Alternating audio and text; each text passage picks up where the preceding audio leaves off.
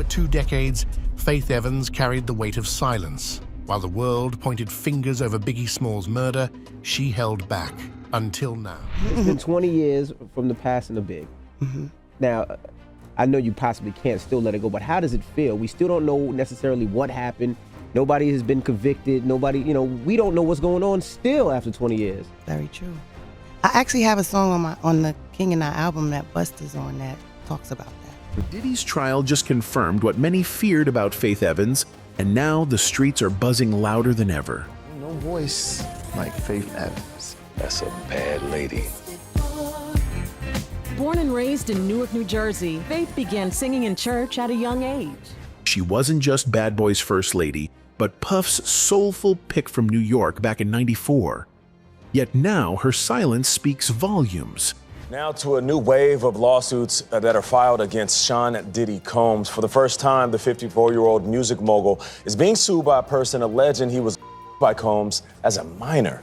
Jerika Duncan reports on that and the other disturbing accusations. The prosecution again is trying to make it out that Sean Combs was a man who had a violent temper and who allegedly forced himself and that violence on women. With lawsuits painting Diddy as controlling and dangerous, all eyes turned to Faith.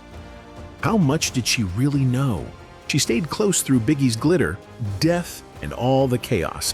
But behind the platinum hits, there's a darker story. Now that the mask is off, people are asking. Now the question is, was Faith protecting herself or protecting Diddy all along? Let's get straight to the heart of it. The drama surrounding Faith Evans runs far deeper than the music, far beyond the glitz and glamour of Bad Boy Records' golden era. Behind the hits and the headlines lies a story tangled with pain, betrayal, and unanswered questions, at the very center of which is the most painful and controversial chapter of all. The murder of the notorious Big Biggie's death in 1997 sent shockwaves through the music world, marking the end of an era and sparking a conspiracy of rumors and theories that have never fully died down. For decades, fans and insiders alike have speculated about what really happened on that fateful night in Los Angeles. Then, in September 2024, the hip-hop world was rocked again when a bombshell posthumous book titled Kim's Lost Words dropped, unleashing a wave of new allegations. Exact page right now, I know more about the Biggie situation. Remember, there's 59 pages. I don't see it in front of me. I memorize every line. So I know the story about Faith with Tupac, and that kind of goes to the hit 'em up. I won't repeat Talking trash about Biggie. Right, you're talking trash about Biggie. And it says that P. Diddy is saying to Faith, that's why I sent you to F with Tupac. The book made a stunning and deeply unsettling claim that Faith Evans, Biggie's widow, may have played a part in his murder. The accusations sent shockwaves through the community, igniting heated debates and reopening old wounds. Fans, friends, and industry insiders were left reeling, questioning everything they thought they knew about the life and death of one of hip-hop's greatest icons and the woman who was closest to him. The book didn't just revive the mystery of Biggie's death. It pushed Faith into the eye of a storm unlike anything she had faced before, casting a shadow over her legacy that still lingers. Faith Evans publicly slammed the book and said the accusations were baseless, even threatening legal action. But that question still hangs heavy. How much did Faith know? Was she involved, or just caught in a storm she couldn't control? Before that, rumors always swirled around Faith's complicated relationship with Tupac Shakur. Some claimed there was a romantic link, which Faith has addressed but never fully confirmed or denied, adding more mystery to her story. And then there's the 2020 Lifetime documentary, Biggie and Faith Evans, which Faith herself criticized for misrepresenting her life and relationship with Biggie. That documentary reopened wounds and showed just how complicated the legacy truly is. On the personal front, Faith's life hasn't been without turmoil. In 2020, she faced felony domestic violence charges against her then-husband, Stevie J. The charges were dropped, but it added another layer to a public life full of highs and lows. Stevie hasn't been being honest with me. I've been seeing things, I've been hearing things, and I just know how to put two and two together, you know? You know me better than that. I thought I did. A couple moments of pleasure could sacrifice a lifetime of happiness. I should have known Faith would find out that I wasn't faithful. Their divorce finalized in 2023, closing a chapter that many watched unfold in the public eye. But the real question remains, how did Faith's business and personal life with Diddy evolve amid all this? How did a promising musical partnership turn into a complicated, sometimes painful alliance? And that's where our story begins. It always starts with whispers. Then, one lawsuit turned into 2. Then, 10. Suddenly, the mogul known for shiny suits and champagne-soaked anthems was being painted as something else entirely. Hiding behind the flashing lights, Diddy's empire, once the dream factory of Bad Boy Records, now looks more like a haunted house. And Faith Evans? She's not just a footnote in that history, she was there every step of the way. So when those lawsuits started rolling in, accusing Diddy of emotional coercion and manipulation, people turned to the woman who knew him best. She was there when the empire was being built. She saw the rise. And maybe, just maybe, she saw the darkness creeping in too. That's when Kim's Lost Words hit the shelves, a memoir by Lil Kim's ghostwriter, claiming the Queen Bee left behind a hidden manuscript. In it, a nuclear accusation that Faith Evans had something to do with Biggie's death. Even longtime fans had to stop and blink. Faith Evans, the grieving widow, the woman who gave birth to Biggie's child, the woman who sang her soul out in tribute after he died? The backlash was swift. Faith called it all lies, said Kim was bitter, that the claims were beyond disrespectful. She even hinted at suing anyone who spread the rumor. But as the headlines caught fire, one uncomfortable truth remained. Faith was in the room. She knew the players. She had the keys to the house. What did she see? What didn't she say? And why did Diddy always seem to keep her close, even when the music stopped? See, that's the thing. Faith's story isn't clean. Not anymore. It's not just about the church choir girl from Newark who made it big. It's about how fame, grief, loyalty, and fear can trap a woman in a legacy she never signed up for. And we haven't even scratched the surface. Back in 1994, Faith Evans stepped into the spotlight as the very first female artist signed to Bad Boy Records, the label run by Sean Diddy Combs. This was more than just a record deal. It was the start of something huge in hip-hop history. With Diddy guiding her, Faith dropped her first album, Faith, full of smooth jams like You Used to Love Me and Soon as I Get Home. These tracks didn't just get radio play, they put Faith on the map with her powerful voice and real talk. In the studio, Faith and Diddy had a vibe that was hard to ignore. Diddy saw a star in her that others missed, and together their energy created the signature bad boy sound everyone came to know and love. But it wasn't just about the music. Faith's life got even more connected when she married the notorious Big, another bad boy artist. Their lives mixed in both music and family, making the bond even stronger. When Biggie was tragically taken from the world, Faith and Diddy poured their pain into creating I'll Be Missing You. The song hit hard, a heartfelt tribute that touched millions and showed just how deep their connection really was. When Biggie died in 1997, Faith was shattered, but Diddy saw an opportunity. He brought her into the studio to record I'll Be Missing You, a tribute to Biggie. That song exploded. Faith wrote in her memoir that she wasn't emotionally ready, that Diddy pushed for the song because he saw the business value. And while the world mourned Biggie, Diddy was rebuilding his empire.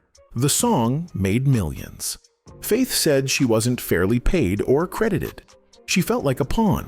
Faith wasn't the only one who noticed. Behind closed doors and within industry circles, whispers grew louder. Rumors that Diddy had used Biggie's death not just as a moment of mourning, but as a springboard to build his empire. The pain of loss was quickly repackaged into platinum records, glossy magazine covers, and televised tributes. Faith, the group, 112, and others who had loved Biggie genuinely found themselves swept up in a whirlwind of press tours, tribute concerts, and orchestrated appearances, all designed to honor Big. Yet somehow always managing to shine the spotlight back on Diddy. The man who had once been a brother in music was now a mogul in motion. Faith played along. What choice did she have? As a widow, an artist, and a mother, she balanced grief with survival. She sang the songs, she smiled for the cameras, but behind the stage lights, her heart remained heavy. She never forgot the man she loved, the way he was taken, or how quickly his memory became currency in someone else's rise. She never said much, but she noticed everything. Like many artists under the bad boy umbrella, Faith eventually started noticing the cracks beneath the glitz. The numbers didn't add up. The success was real. The platinum records, the radio hits, the awards, but the money in her bank account didn't reflect the legacy she was helping to build. Quietly, she began to question things. In interviews, she dropped subtle hints, never outright accusations, but enough to let people know something wasn't right.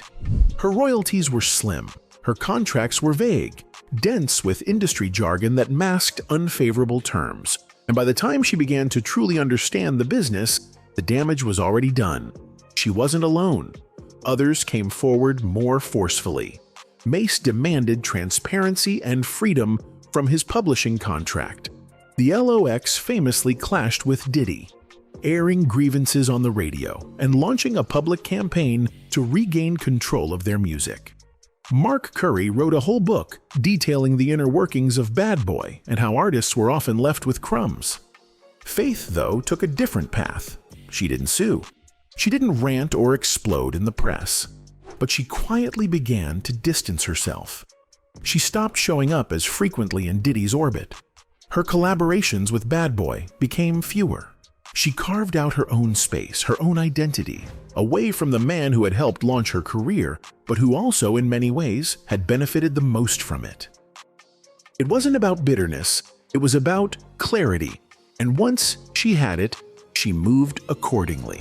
And then there was Lil Kim, Biggie's protege, his alleged mistress, the woman who shared studio time and, some whispered, hotel rooms with the man Faith had married. Their rivalry was never just about music. It was layered with grief, betrayal, pride, and pain. After Biggie's death, what had once simmered in the shadows finally boiled over. The tension between Faith and Kim exploded into full view, and the industry leaned in to watch. Diddy worked with both women, promoted both, put them on stages and magazine covers, sometimes within weeks of each other. He pushed their careers but never stepped in to cool the fire between them. In fact, some say he stoked it deliberately. That the drama was good for business, that it gave fans a story to follow, something messy and emotional to anchor the music. The rivalry became part of the bad boy mythology, a tangled web of love, loyalty, and loss. Faith believed Kim disrespected Biggie's legacy, using his name and their connection as a prop for fame. Kim, in turn, saw Faith as the outsider, as the one who came in late, married big, and then claimed a place in history that Kim believed belonged to her too.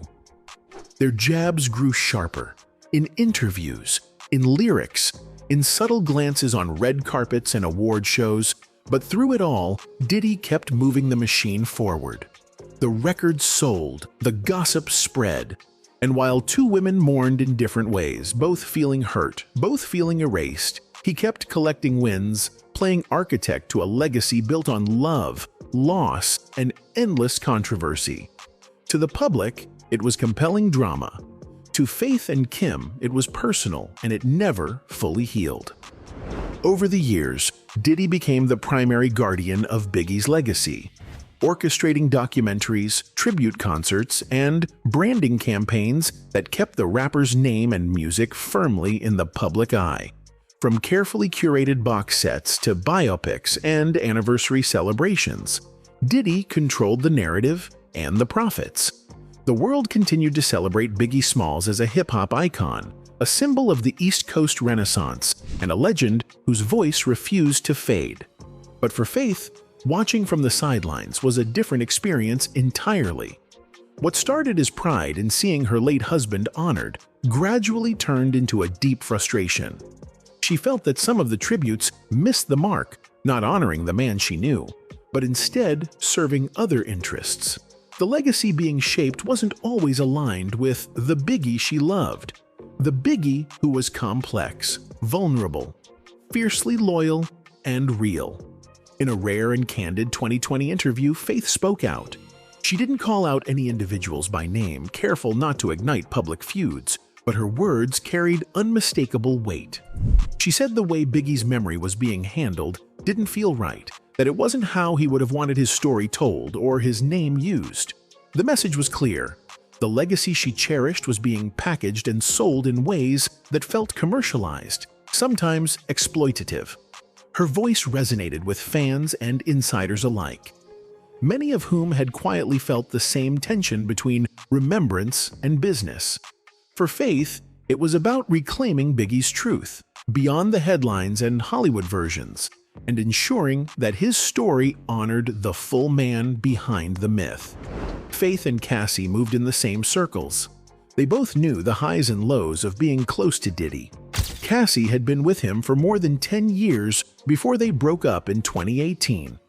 Then, in 2023, she made headlines when she filed a lawsuit accusing him of years of. In 2018, Cassie walked away from the relationship. The split was quiet at first, but the silence didn't last.